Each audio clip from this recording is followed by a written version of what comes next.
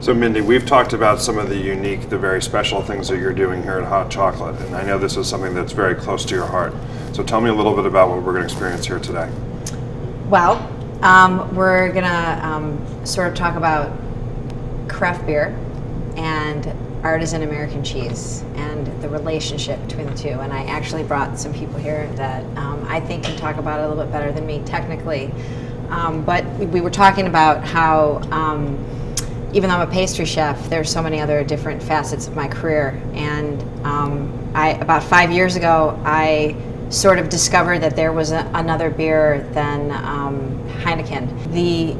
The depth and the amount of different kinds of craft beer that I've tasted and been introduced to has opened my world creatively. And because I have a restaurant and I have, it's sort of dessert focused, sometimes people don't eat dessert but they like cheese. So I love artisan American cheese, and I think that in the past couple of years, young American producers and what they've been doing with cheese is astounding.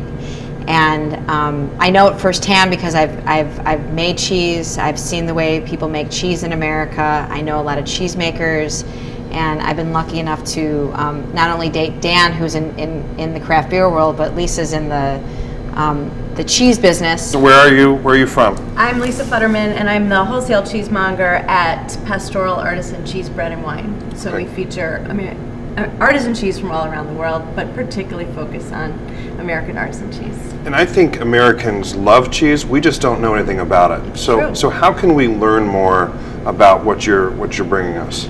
Just like anything in the industry, taste. Don't be afraid.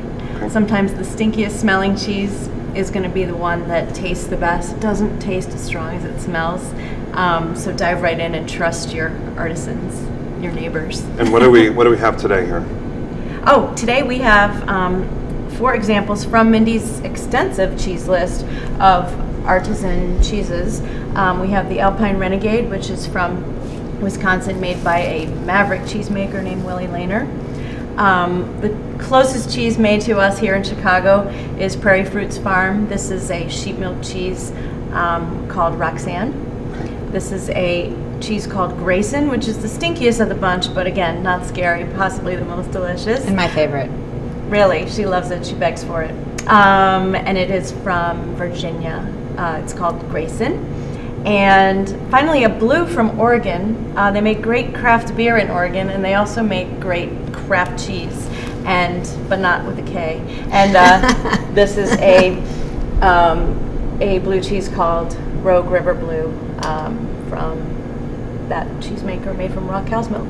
Beautiful. And who's this handsome man we have here? What's up, brother? Good to see you again.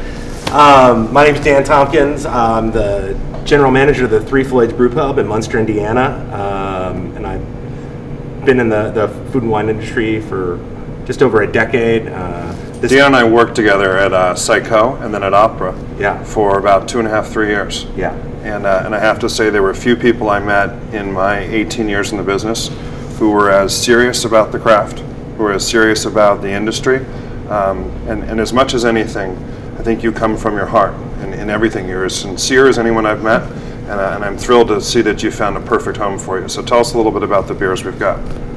Interestingly enough, we've got a couple beers from Three Floyds today, the brewery that I work at.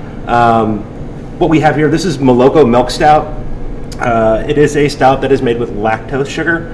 Historically, brewers would add sugars to their beers to raise the alcohol levels a little bit and also add depth of character and complexity. In this case, we're using a lactose or milk sugar. We have Pride and Joy, our Pride and Joy, which is an American mild ale, as opposed to a British mild ale. This is hoppier. It has a nice malt backbone. The name mild connotates that it's of a lower alcohol content. Some people would even call it a session beer. Because of its lower alcohol, you could have more than 2 or 3. You could have a good session but its hoppier characteristics give it a lot more character. We have 2 beers over here, not from the U.S., but one of them's from North America. It's from Montreal, the Brasserie du Ciel in Montreal, Canada. Delicious beer. The Rosé de Hibiscus is what they would technically call an herbed or spice beer. It's more or less a pale ale that's been made with hibiscus flowers, and that's what gives it that beautiful rose hue. Awesome. And it actually lends a little bit to the nose as well.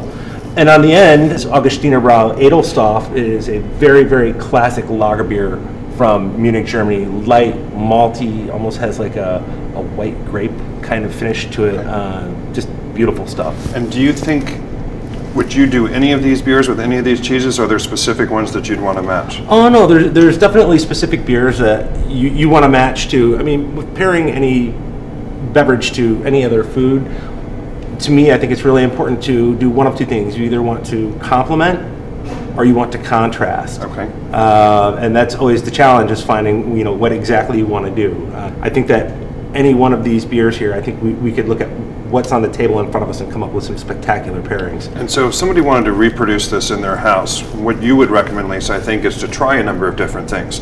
Get a few different beers, try a few different types of cheese, experiment with them.